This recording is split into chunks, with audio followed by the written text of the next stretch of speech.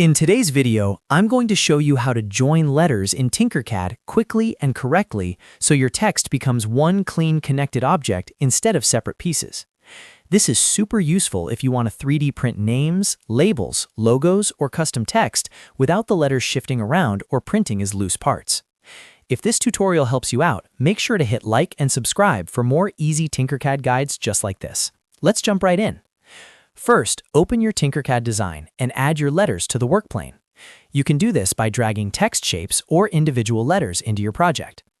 Once the letters are on the work plane, the most important step is to position them correctly.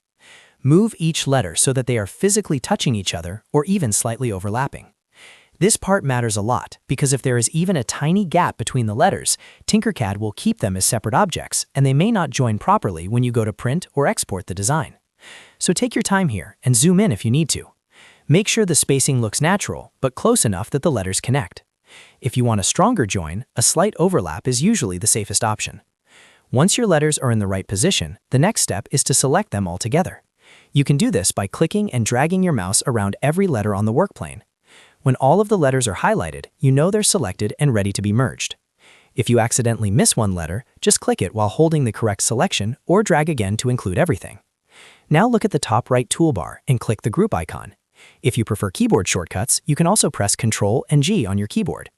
This tells Tinkercad to combine the selected shapes into one grouped object. After you group them, you'll notice that all the letters change to the same color. That's your sign that they've been successfully joined into a single object.